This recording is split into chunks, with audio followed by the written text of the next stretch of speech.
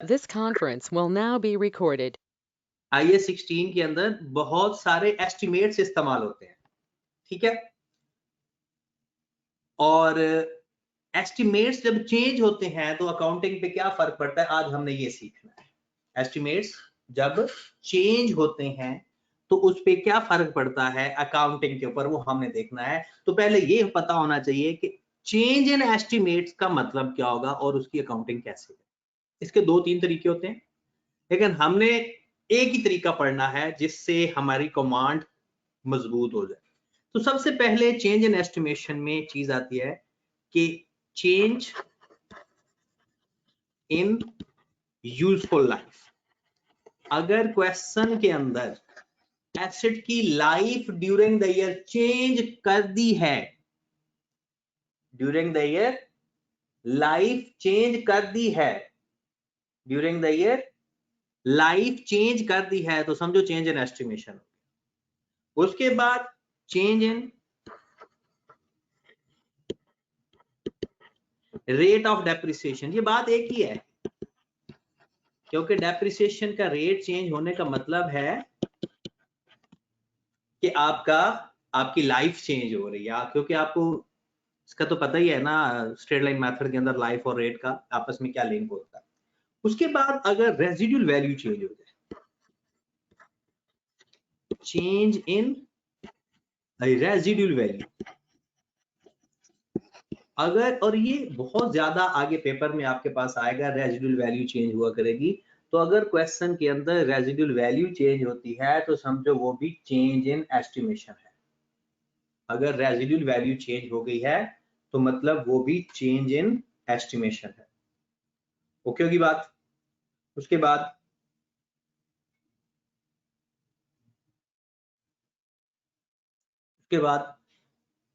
कुछ लोगों की FR1 की क्लास ज्वाइन नहीं हो रही, वो शायद वो पुराने आईडी से ज्वाइन कर रहे हैं, तो नए आईडी से ज्वाइन करेंगे तो ही क्लास ज्वाइन होगी। फिर भी मैं ना एक दफा दोबारा आज कर दूंगा सेंड, ताकि जिसको नहीं पता चला वो उसको पता चल जाए। तो चेंज इन यूजफुल लाइफ हो, change in rate and depreciation हो, या चेंज इन रेजिडुअल वैल्यू हो, या फिर मेथड चेंज हो जाए, change in method of depreciation, अगर इनमें से कोई भी चेंज आए तो हम उसे कंसीडर करते हैं चेंज इन एस्टिमेशन। अगर इनमें आगे भी एक टॉपिक के अंदर भी चेंज इन एस्टिमेशन आएगा, हमने ये देखना है कि चेंज इन एस्टिमेशन में होता क्या। शुरू में चेंज इन एस्टिमेशन में क्या होता था कि जिस डेट को चेंज आया उस डेट से चेंज अप्लाई करते थे। अब उन्होंने थोड़ा सा इसमें चेंज आया। चेंज क्या है, वो कहते हैं कि जनाब जिस साल चेंज आया, चाहे वो किसी भी डेट को आया, इवन के last day of the year भी चेंज आया, तो उसको हम चेंज इन एस्टिमेशन में ट्रीट कैसे करेंगे। अब इसकी अकाउंटिंग पे आ जाओ। Accounting treatments, accounting of change in estimation. पहले तो आपको पता चला ना कि चेंज इन एस्टिमेशन होता क्या है। चेंज इन एस्टिमेशन होता क्या है, और अब हम देखने लगे हैं कि उसकी अकाउंटिंग कैसे करते हैं। आपका इंट्रोडक्शन टू अकाउंटिंग का जो लास्ट टाइम क्वेश्चन आया है वो इसी का ही था, चेंज इन एस्टिमेशन। अब सबसे पहला काम क्या करना है, हम एक साल अज्यूम करते हैं, फिर उसके बाद बातें लिखते जाएंगे। एक साल अज्यूम पहले करते हैं। सबसे पहले हम कहते हैं चेंज आया है, चेंज इन 2019। 2019 के अंदर हमारा या लाइफ चेंज हुई या रेट चेंज हुआ, जो कुछ भी चेंज हुआ वो किस में चेंज हो रहा है, 2019 के अंदर। आप लोगों ने क्या करना है, find book value, find book value at 31 दिसंबर 2018। मतलब आपने पिछले साल की क्लोजिंग, ये मैं अज्यूम कर रहा हूं कि 31 दिसंबर हमारा ईयर एंड है, अज्यूम कर रहे हैं कि 31 दिसंबर ईयर एंड है, तो मेरे भाई जिस साल चेंज आएगा उसका पिछले साल के एंड की बुक वैल्यू फाइंड करें, या दूसरे लफ्जों में उस साल के शुरू की, पिछले साल के एंड की या उस साल के शुरू की, राइट। चेंज इन एस्टिमेशन जब भी आए हमने यही काम करना है कि जिस टाइम चेंज आया, हम जिस साल चेंज आया उस साल के शुरू में या पिछले साल के एंड पे बुक वैल्यू फाइंड करनी है, नंबर 1। और number 2, book value treated as cost. आपने बुक वैल्यू को समझना कि अब वो कॉस्ट है, जैसे आज एक नया एसेट आया वैसे ही उसको कॉस्ट समझ लेंगे और चेंज अप्लाई कर देंगे, जो जो चीजें चेंज हुई हैं वो चेंज अप्लाई कर देंगे, अप्लाई द चेंज। और किसके ऊपर अप्लाई करेंगे? कॉस्ट के ऊपर। किसके ऊपर अप्लाई करेंगे? कॉस्ट के ऊपर।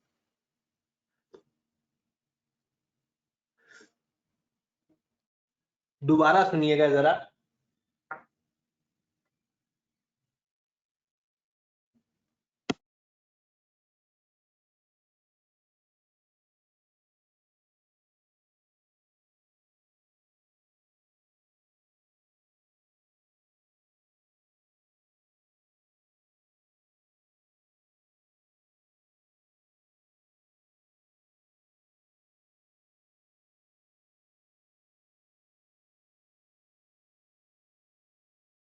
जी मेरे भाई।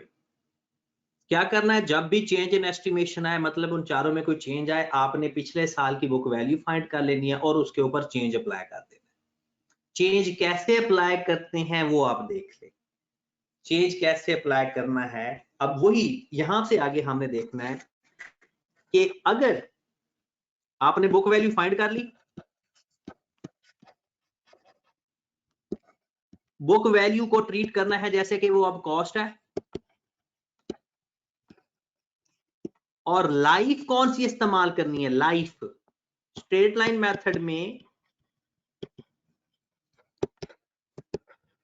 स्ट्रेट लाइन मेथड के अंदर अगर लाइफ चेंज हो जाए, लाइफ चेंज हो जाए तो न्यू लाइफ इस्तेमाल करनी है, और अगर लाइफ ना चेंज ना हो तो रिमेनिंग लाइफ इस्तेमाल करनी। और रिमेनिंग लाइफ कैसे फाइंड करते हैं कि जो टोटल लाइफ माइनस जो लाइफ गुजर गई है, टोटल। ये चेंज इन एस्टिमेशन में भी हमने इस तरह का कुछ पढ़ा, सॉरी सब्सिक्वेंट एक्सपेंडिचर में। लेकिन सब्सिक्वेंट एक्सपेंडिचर में क्या हो रहा होता है, सब्सिक्वेंट एक्सपेंडिचर के अंदर हमारे पास एसेट के अंदर एक्सपेंस ऐड कर रहे होते हैं, ठीक है। लेकिन चेंज इन एस्टिमेशन के अंदर हमारा रेट चेंज हो रहा होता है या लाइफ चेंज हो रही होती है, एसेट की वैल्यू चेंज नहीं हो रही होती, ठीक है। और WDV में तो कोई चक्कर ही नहीं होता ना, क्योंकि WDV में लाइफ का रोल नहीं है, ठीक है। एक क्वेश्चन करते हैं, फिर जाकर ये आपको चीजें समझ लगेंगी। छोटे 2-3 क्वेश्चन छोटे छोटे से कर लेते हैं, ठीक है। एक क्वेश्चन जाहिर सी बात है पहले मैं करवाऊंगा, फिर एक क्वेश्चन मैंने आपसे करवाना है। आ जाए जरा, क्वेश्चन लिखते हैं। एक क्वेश्चन लिखें, asset purchased, asset purchased at 1/1/2017 rupees 300,000. Residual value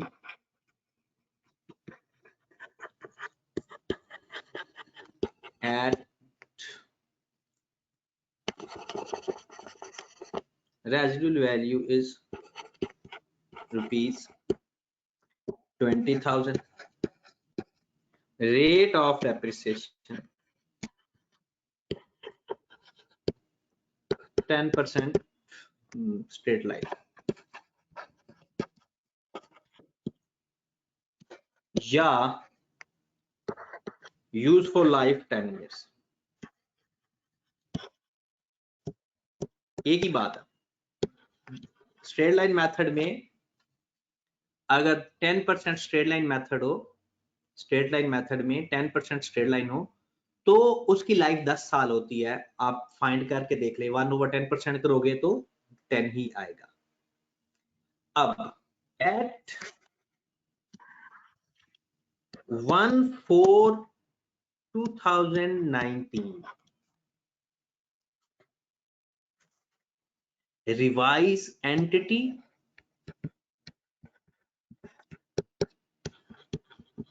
revise the useful life, entity revised the useful life. Now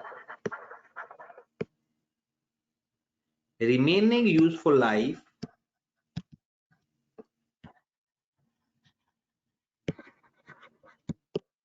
is 6 years, right? अब वो कहता है find depreciation for 2017 sorry 17 2018 2019 और 2020। कहता है 4 सालों की डेप्रिसिएशन फाइंड करके बताओ। और एक बात याद रखें, सिर्फ डेप्रिसिएशन की अमाउंट पे चेंजेस आ सकती है या उसकी जर्नल एंट्री डेप्रिसिएशन की जैसे पास करनी होती है वैसे करेंगे। ठीक है जनाब, तो अब करो जरा, मैं ही करता हूं ये क्वेश्चन, अगला क्वेश्चन मैंने आपसे करवाना है। तो देखिए जरा, दोबारा है, हमने एसेट खरीदा, हमने एसेट खरीदा 3 लाख, एसेट हमने खरीदा 3 lakh.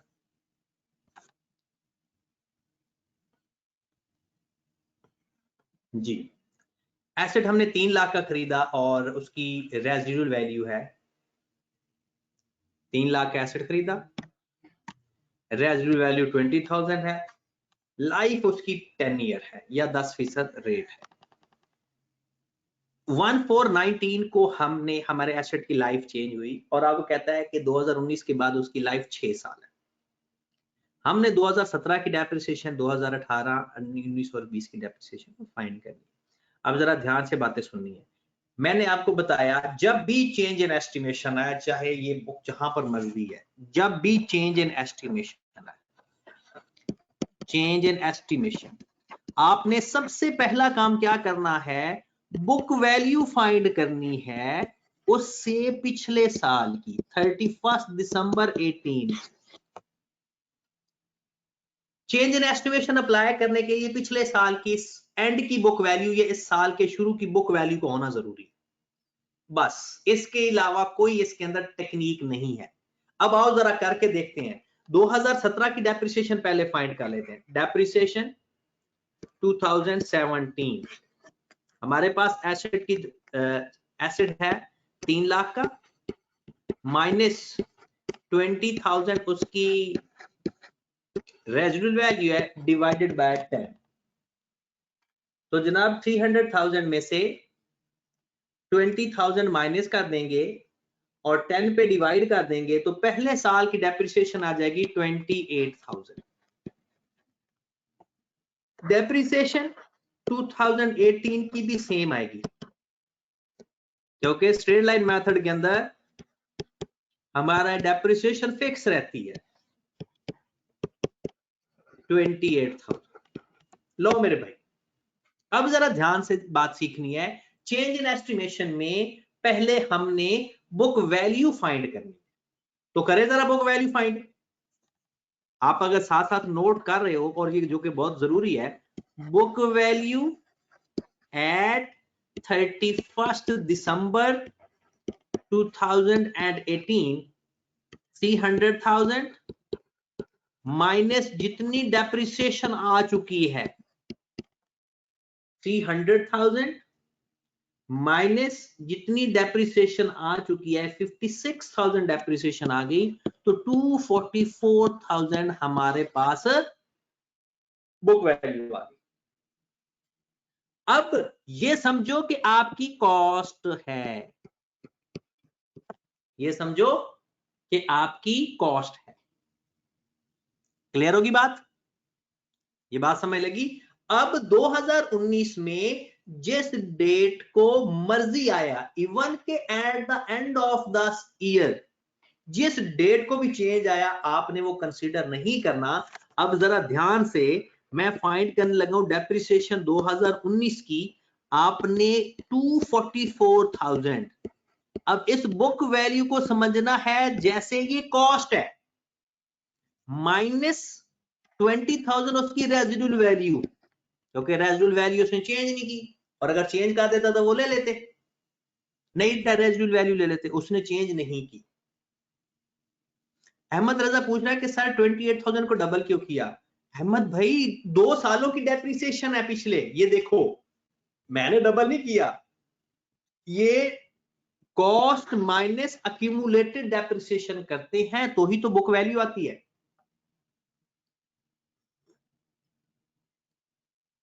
Cost minus accumulated depreciation. Done होगी बात? आगे चलते हैं। तो 244,000 माइनस 26 डिवाइडेड बाय 6, क्योंकि नई लाइफ 6 साल है। अगर वो नई लाइफ ना बताता तो रिमेनिंग लाइफ लेते हैं, और अगर नई लाइफ बता दे तो न्यू लाइफ लेते हैं। ठीक होगी बात? तो मेरे भाई अब मुझे 2019 की डेप्रिसिएशन बता दें। 2019 के साल की डेप्रिसिएशन 244,000 माइनस 20,000 डिवाइडेड बाय 6। जी क्या किया? चेंज इन एस्टिमेशन में क्या करते हैं कि जिस दिन एस्टिमेशन चेंज हो, जिस दिन एस्टिमेशन चेंज हो उस दिन से लेके हमने उस साल के शुरू की बुक वैल्यू उसको कॉस्ट समझ के आगे फिर वही काम शुरू कर देते। अब अगर 2020 की डेप्रिसिएशन चाहिए आपको और अदर कोई चेंजिंग नहीं आई, तो आगे हर साल यही काम होता रहेगा, हर साल स्ट्रेट लाइन मेथड है ना, डेप्रिसिएशन का फार्मूला चेंज नहीं होगा, हर साल यही डेप्रिसिएशन आती जाएगी। बात क्लियर हो गई? चेंज इन एस्टिमेशन में थोड़ी बहुत आपको समझ लग चुकी होगी, और अब दोबारा मैं एक सवाल लिखने लगा हूं जिससे मजीद आप लोगों को समझ लगेगी। ठीक है, अगला सवाल मैं लिखने लगा हूं जिसमें आप लोगों ने अपने आप को प्रूव करना है। क्वेश्चन लिखें जरा। उमर भाई पूछ रहे हैं 6 साल लाइफ क्यों लिया है? उमर भाई 6 साल चेंज इन एस्टिमेशन हुआ ही लाइफ का, आपने क्वेश्चन नहीं पढ़ा? क्या है ये लिखा हुआ कि 1/4 एंटिटी ने लाइफ रिवाइज की है और अब कहा है कि 6 साल है। ठीक है, अब मैं 2 सवाल लिखने लगा हूं आगे, एक सवाल बारी बारी करेंगे और मैं कोशिश करूंगा कि आपको मैक्सिमम से मैक्सिमम ट्रिक के साथ कोशिश करूं कि आप गलती कर सको। देखते हैं, क्वेश्चन लिखें जरा। Asset purchase at 1/7/2016 for rupees 400,000 and its residual value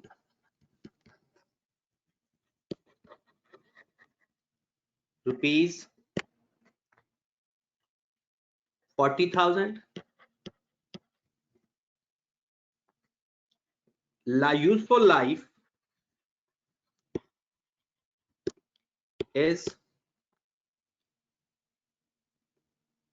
8 years कर लेते हैं या 10 साल ही कर लेते हैं, 10 years।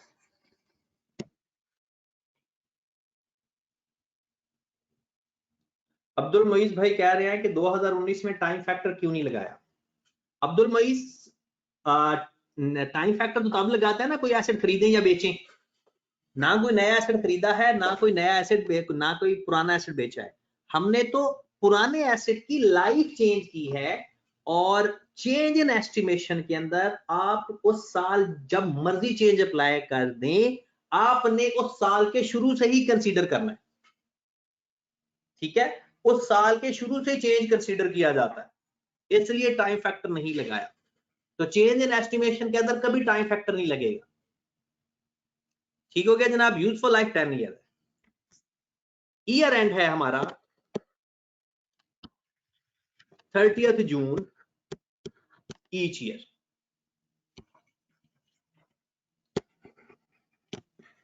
राइट, अब आओ जरा चेंज करते हैं। At 1/1/2020 entity change the residual value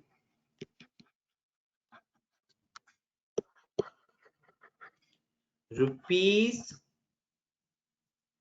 20,000 instead of rupees 40,000। Done. एक ही चेंज करूंगा, फाइंड डेप्रिसिएशन फॉर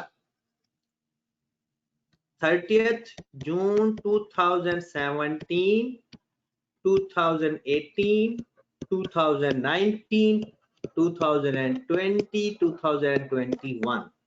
जल्दी से 1 2 3 4 5 सालों की डेप्रिसिएशन फाइंड करके दे।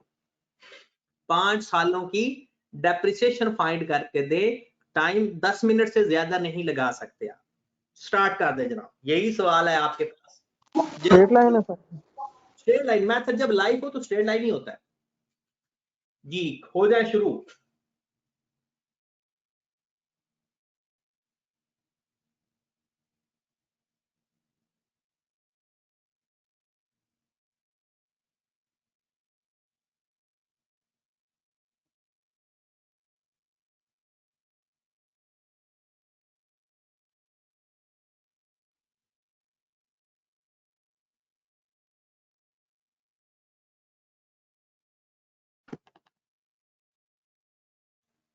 रुबाब अरशद, मैंने आपसे यही बात की थी कि अब ना FR1 के अंदर हमने मॉडर्न कॉन्सेप्ट इस्तेमाल करनी है, ठीक है?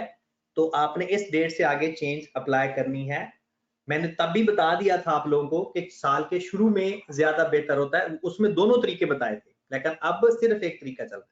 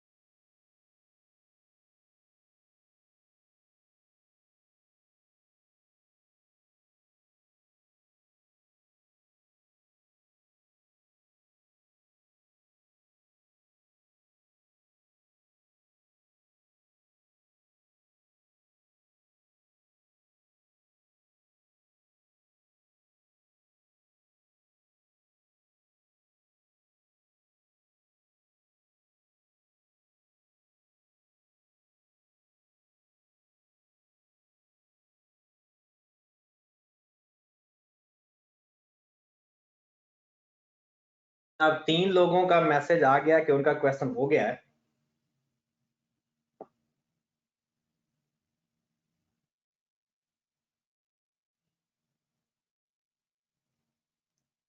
राना फहद का भी हो गया क्वेश्चन।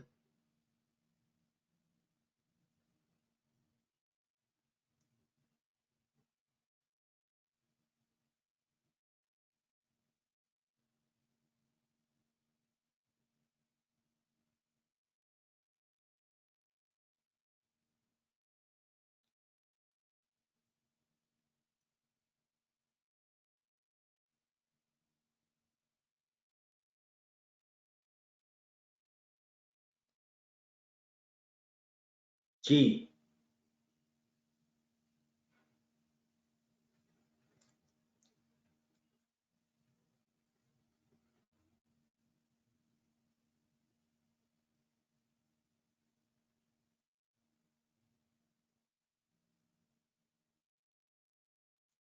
साद भाई पूछ रहे हैं कैफ का रिजल्ट कब बनना है। साद भाई क्यों बाकियों को परेशान कर रहे हो? कैफ का रिजल्ट हमारा आएगा इंशाल्लाह मई के अंदर, ईद के बाद, ईद के बिल्कुल एक या दूसरे दिन।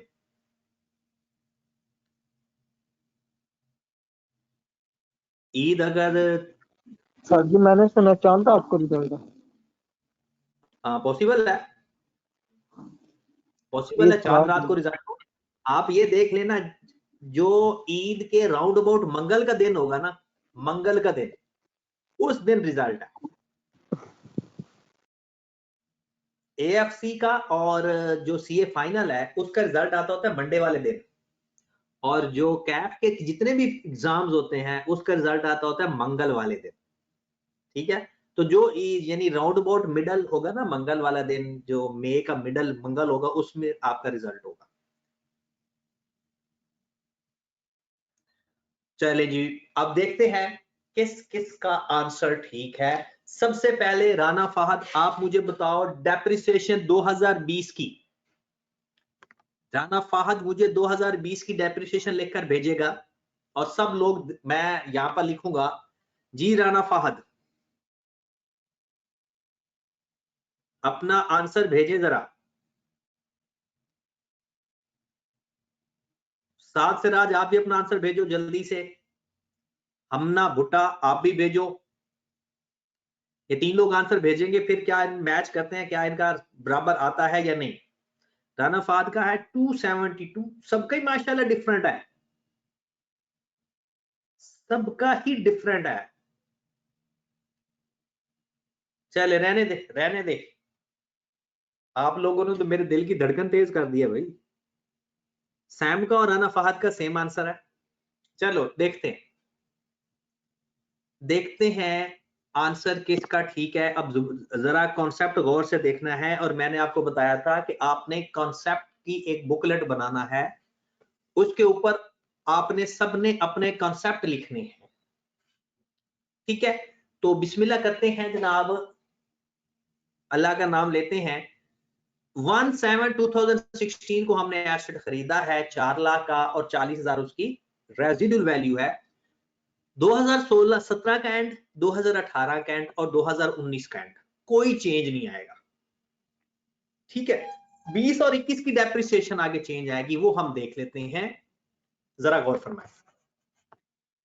डेप्रिसिएशन 2017 की, मतलब 30 जून 2017 की, 30 जून 2017 की, राइट। अब हमारे पास 4 लाख माइनस 40,000 ओवर 10, 36,000, और हर साल यही है। 30 जून 2018 को भी यही आएगी। वजह क्योंकि कोई चेंज अप्लाई नहीं हुआ, स्ट्रेट लाइन मेथड है। 30 जून 2019 को भी यही आएगी। डन, यहां तक किसी को मसला आया हो? यहां तक किसी को कोई मसला नहीं आना चाहिए, यहां तक किसी को कोई मसला नहीं आना चाहिए। अब हम देखते हैं 2020 के अंदर चेंज आया। अब सुने, सारे दोबारा सुन लें, जो लोग थोड़ी सी इस परेशानी के डेट ऑफ चेंज, जब change in estimate subsequent expenditure होता है ना, वो होता है from the date of subsequent expenditure, उस डेट को हम उसको एडिशन कंसीडर करते हैं, और जो हमारे पास चेंज इन एस्टिमेशन होता है वो पूरा करंट ईयर चेंज कर देते हैं, चाहे साल के एंड पे क्यों ना चेंज अप्लाई हो रहा हो। ये इसलिए आप ज्यादा ध्यान से पढ़ रहे हैं क्योंकि रीवैल्यूएशन मॉडल के अंदर ये कई दफा कॉन्सेप्ट पूछा गया है रीवैल्यूएशन मॉडल के अंदर। तो सबसे पहला काम, जिस दिन चेंज आता है हम बुक वैल्यू फाइंड करते हैं साल के शुरू की,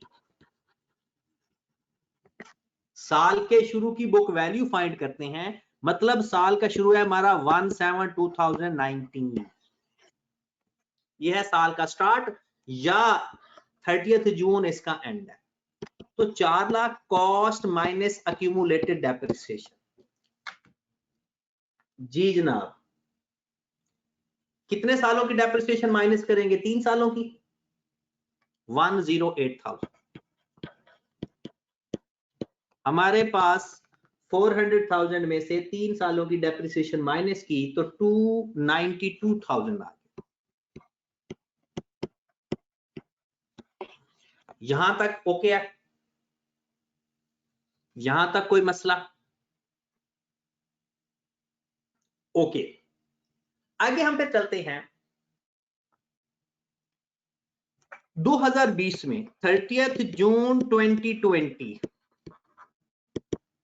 292,000 minus 20,000 divided by 7, life change हो जाए तो नई लाइफ, लाइफ चेंज ना हो तो रिमेनिंग लाइफ,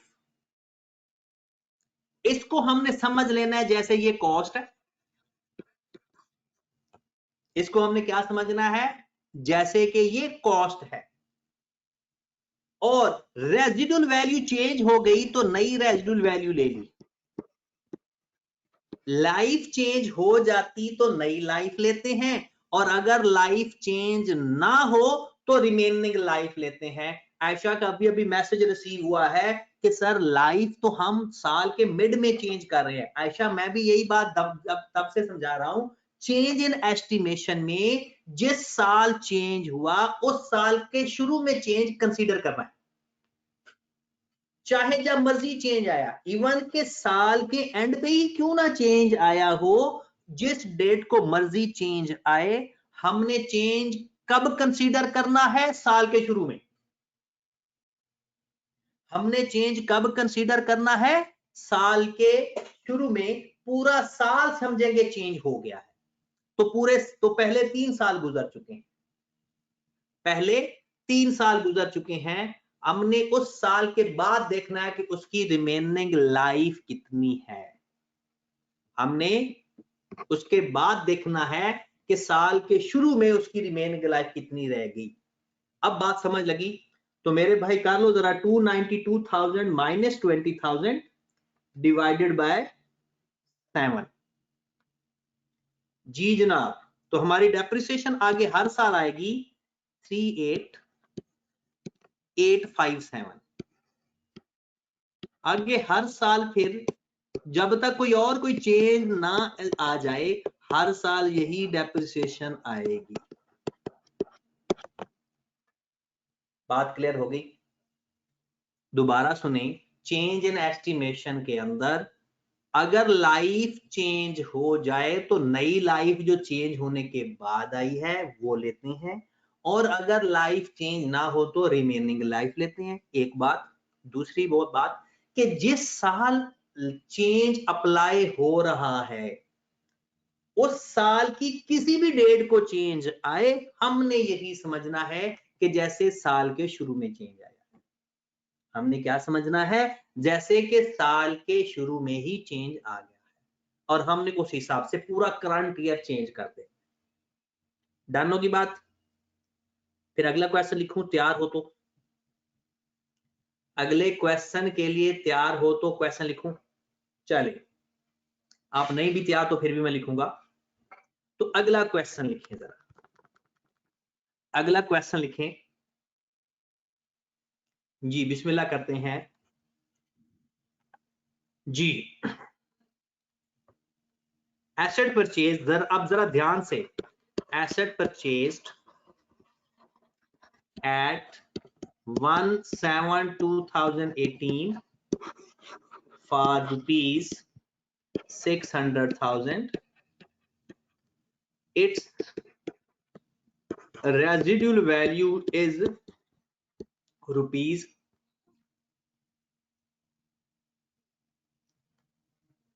40,000 कर देते हैं। At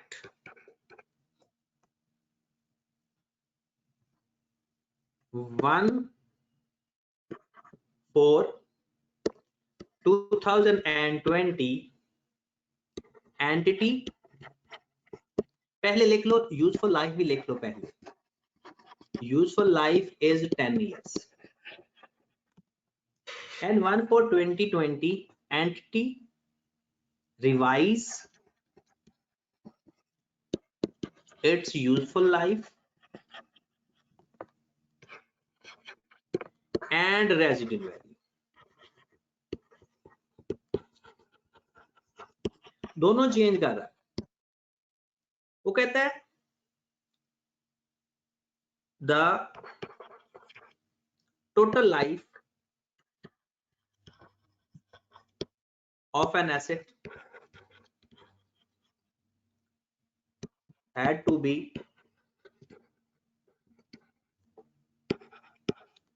8 years and residual value is rupees 50,000. Year end is 31st December each year. Year end is 31st December each year.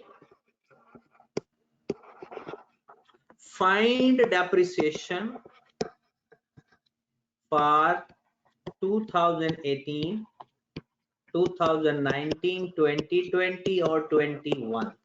अब ये जो बंदा सवाल ठीक कर जाएगा वो आज का सिकंदर होगा। देखते हैं आज का सिकंदर कौन बनता है। जो भी बात ये सवाल ठीक कर पाएगा, ये अंग्रेजी भी है और चेंज इन एस्टिमेशन भी है। ये जरूरी नहीं है कि सिकंदर बने, सिकंदरी भी बन सकती है, यानी जिसका किसी घर भी क्वेश्चन को कर सकती हैं और अपना आंसर लाजमी देना है सब ने। खवातीन बहुत कम आंसर देती हैं, पता नहीं क्या बात है, जल्दी कर लेंगे।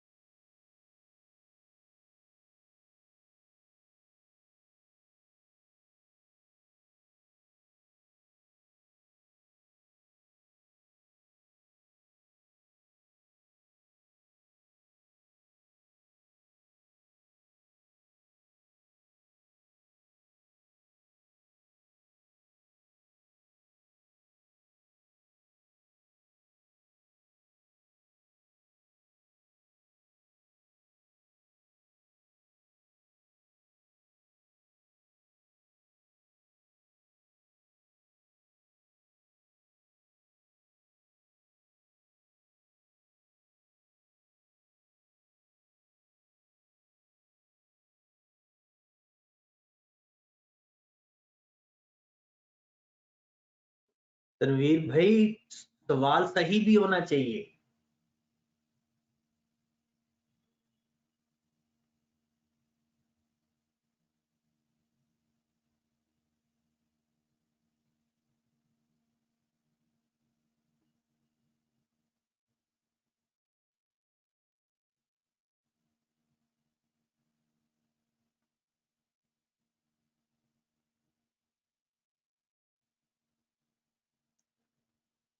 चले देखते हैं कि सही किसका सवाल है।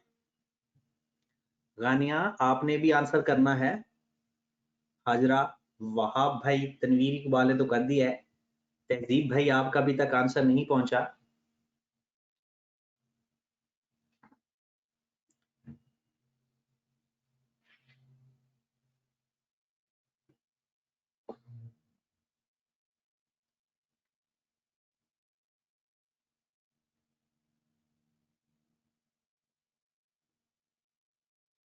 जी, गानिया का भी आंसर आ गया है। आंसर आप 1 साल का दे रहे हो, 4 साल के आंसर देने।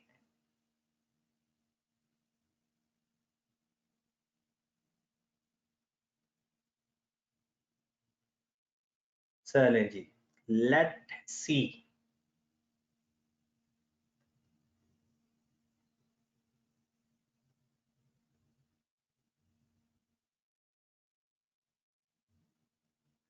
अब्दुल मोइज का भी आंसर आ गया।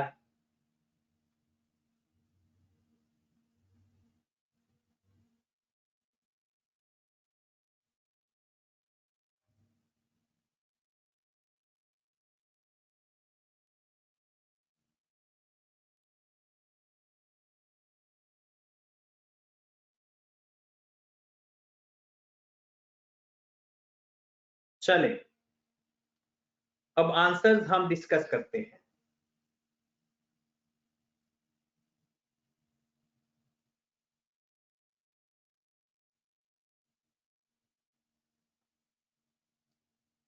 आंसर्स अपने डिस्कस करते हैं कि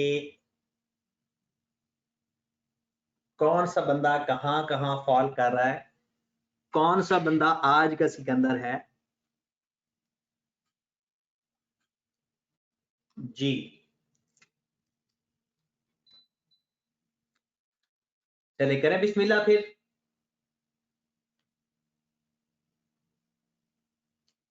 चले जनाब, अब आ जाए जरा।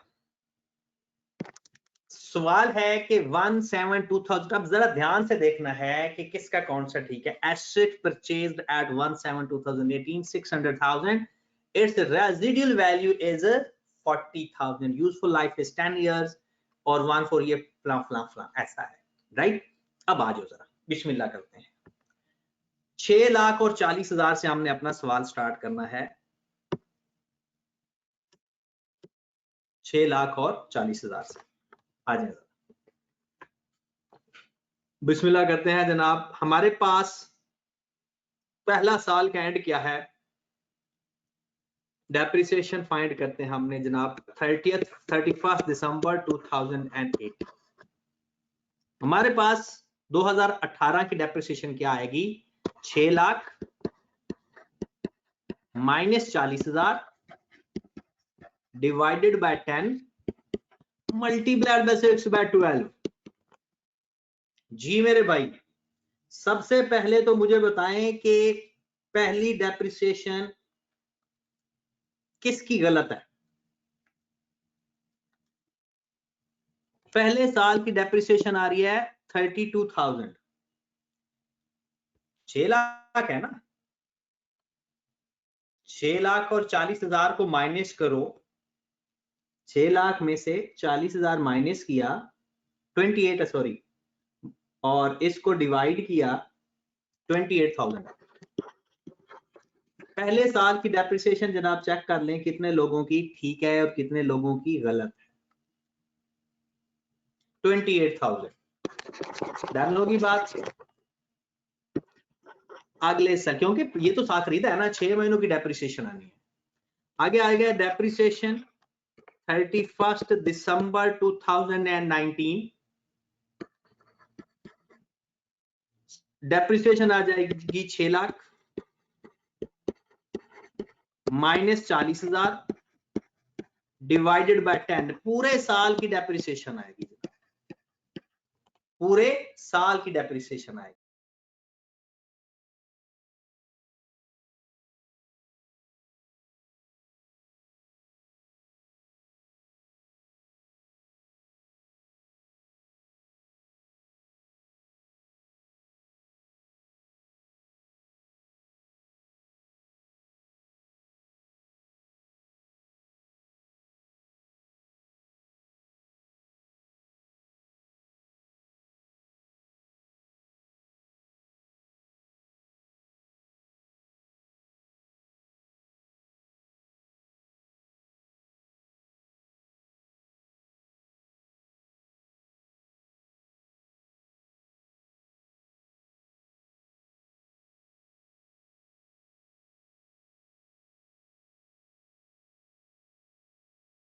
हाँ जी जनाब, अब आ जाओ 2020 में चेंज आया।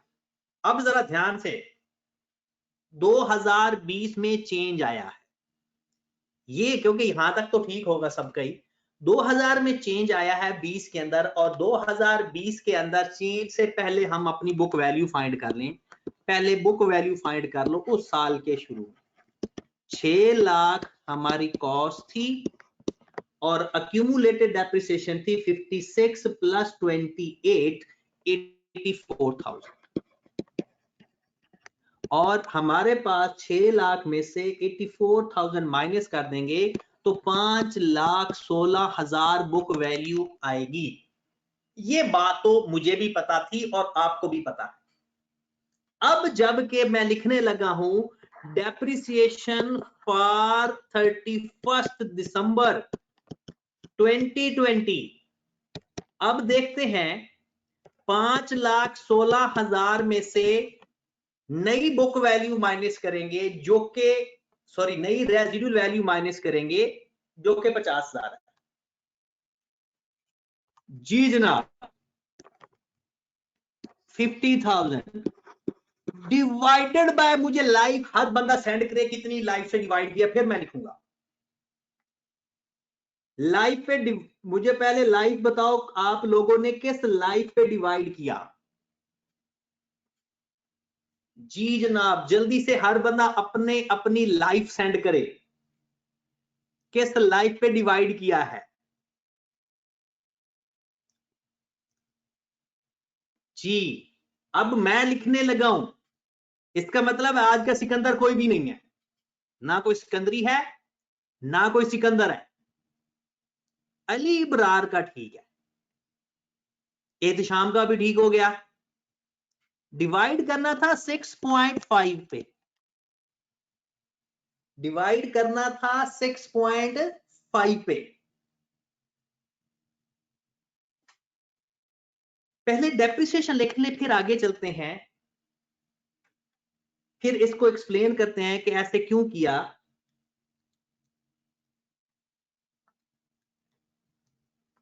डेप्रिसिएशन आ रही है 71692, और दोनों सालों की यही आएगी क्योंकि पूरे साल की चेंज आया 71692, अगले साल की भी यही आएगी 71692, क्योंकि 5,16,000 माइनस किया हमने 50,000 और उसको डिवाइड किया 6.5 पे, तो आंसर हमारा आ रहा है 7169। डन। अब जरा सुने कैसे किया ऐसा, आ जाए जरा, जो अभी भी कंफ्यूजन का शिकार हैं वो जरा ध्यान से सुने। चलिए आ जाए जरा सवाल की तरफ है। कहता है total life of an asset had to be 8 years. कहता है कि जो लाइफ हमने टोटल 10 साल लाइफ कही थी वो 10 साल नहीं होनी चाहिए थी बल्कि 8 साल होनी चाहिए थी।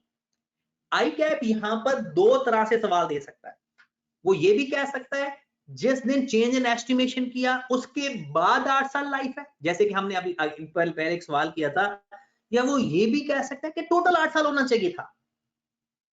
अब टोटल अगर 8 साल होती, 1.5 साल तो गुजर चुकी है।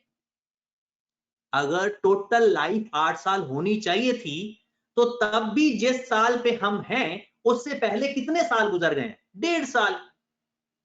6 महीने 2018 वाले और पूरा साल 2019 वाला। तो हमने क्या किया, 8 में से जो साल गुजर गए हैं, अगर वो दोबारा सुन लें, अगर वो कहता चेंज के बाद 8 साल होना चाहिए था तब 8 साल लेते, फिर कोई इशू नहीं था। अगर वो ये कहता कि टोटल लाइफ ही 8 साल होनी चाहिए थी, तब हम जो लाइफ गुजर चुकी है वो निकाल के बाकी रिमेनिंग लाइफ लेंगे। तो टोटल साल उसने कहा था। अब जरा अंग्रेजी को गौर से पढ़े, total life of an asset had to be 8 years, कि टोटल लाइफ उसकी 10 की बजाय 8 साल होनी चाहिए थी। तो हम जिस दिन चेंज आया हमने 8 साल टोटल में से 8 साल में से जो 1.5 साल गुजर गया है उसको माइनस किया तो हमारे पास आ गया 6.5 और आगे फर्दर अब हर साल 6.5 ही चलेगा, आगे 6.5 ईयर ही चलेगा। तो ये था हमारा चेंज इन एस्टिमेशन। और अब आप लोगों ने क्या करना है, कल से मैंने एक नया टॉपिक स्टार्ट करना है, एक नया स्टैंडर्ड IAS 36। अब अगला हमारा तरीकाकार क्या होगा, अगला टॉपिक हमारा IAS 36, फिर IAS 20, ये पहले हमने स्टैंडर्ड पढ़ने हैं, फिर IAS 40, फिर IAS 23 और फिर IAS 16। दोबारा फिर IAS 16 पे जाना है क्योंकि FR1 का जो IAS 16 है ना, रिवैल्यूएशन मॉडल, उसके अंदर ये 3 क्वेश्चन भी आते रहते हैं। इनमें से ये इसको मिक्स करके पेपर में आता है, इसलिए ये छोटे छोटे स्टैंडर्ड हैं। तो पहले इंशाल्लाह IAS 36 कल से शुरू करते हैं, फिर IAS 20, फिर 40, फिर 23। लेकिन उस वक्त तक मैंने क्या करना है, आप लोगों को एक एक क्वेश्चन देते रहना है, पिछला भी जो अजीब अजीब क्वेश्चन है IAS 16 के, ताकि IAS 16 आपको भूल ना जाए। तो डेली का एक क्वेश्चन होगा और वो मैं डिस्कस भी करूंगा, आज नहीं, आज थोड़ी सी मीटिंग है हमारी, तो आज अभी इतना ही क्लास करनी है। आज कल से इंशाल्लाह, अभी अब्दुल मोइज का भी क्वेश्चन है कि सर क्वेश्चन नंबर 9 डिस्कस कर लें, कल इंशाल्लाह क्वेश्चन नंबर 9 डिस्कस कर दूंगा मैं। तो आपने कल का जो होमवर्क है वो आपने मेरे भाई बुध को आपका टेस्ट है, आपने खुद तैयारी करनी है, असाइनमेंट को देखना है, और मैं कल क्वेश्चन नंबर 9 डिस्कस करूंगा। जिसका नहीं हुआ वो क्वेश्चन कर ले, क्वेश्चन नंबर 9, ठीक है। तनवीर भाई कोई सवाल पूछना चाह रहे हैं, तनवीर भाई का सवाल मैं पहले पढ़ देता हूं और उसके बाद फिर जवाब दूंगा, ताकि तनवीर भाई का सवाल है कि सर 2018 वाले 6 महीने कैसे। 2000 तनवीर भाई हमने 1718 को खरीदा था, 1118 को नहीं खरीदा था। सॉरी, जब खरीदा था ना एसेट। अब जरा क्वेश्चन पे गौर करें, क्वेश्चन दोबारा देखें, मैं स्क्रीन पर भी शो कर देता हूं। क्वेश्चन आप अपना दोबारा देखें, तो 17 को खरीदा था, चेक करें जरा, 11 नहीं कि ये 1718 है, ठीक है। तो कल इंशाल्लाह IAS 36 स्टार्ट होगा। जो जो आप छुट्टियों पे है कि जी पहले इंट्रो स्टार्ट है, तो इंट्रो खत्म होगी तो फिर हम क्लासेस लेंगे, तो कल से अपनी क्लासेस में रेगुलर हो जाए, ठीक है। तो इंशाल्लाह कल मुलाकात होगी। ओके जी, अल्लाह हाफिज।